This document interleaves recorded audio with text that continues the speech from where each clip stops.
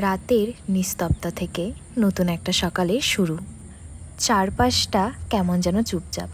মাঝে মাঝে মনে হয় নিজের সাথে একটু সময় কাটানোটা দরকার। আজ একটা হলো নতুন দিন, নতুন কিছু শেখার দিন।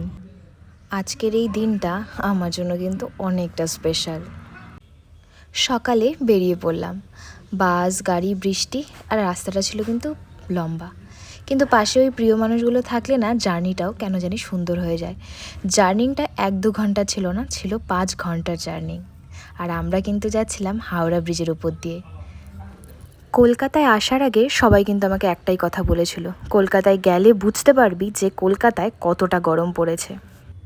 তারপর সেই জায়গা যেখানে সবাই নতুন কিছু শিখতে এসেছে, চারপাশে শুধু শেখার আগ্রহ আর হাসি। এই যে এখানে যে ক্লাসে যে মানুষগুলোকে দেখতে পারছো, ওরা না ভীষণ সাপোর্টিং। আমি এতটা দূর থেকে এসেছি বলে সবাই প্রত্যেকে আমাকে সাপোর্ট করেছে আর প্রত্যেকে আবদার করেছে যে ডুয়ার্সে ঘুরতে আসবে।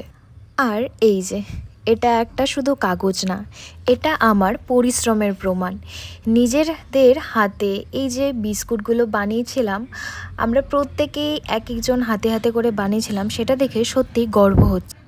আজ কিন্তু আমরা আমাদের জীবনের এক ধাপ এগিয়ে গেলাম। জীবনের এই ছোট ছোট জয়গুলো কিন্তু আমাদের অনেক বড় করে তোলে। তোমরাও থেমো না, শিখতে থাকো, এগিয়ে যাও, ভালোবাসা নিও।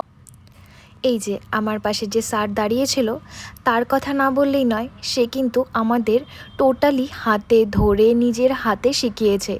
স্যারের সাথে আমার কথা হয়েছিল, আমি যখন 6 থেকে 7 মাস আগে স্যারের সাথে আমার কথা হয়েছিল। স্যার আমাকে বলছিল জীবনে এগিয়ে যাও, আরও অনেক অনেক বড় হও।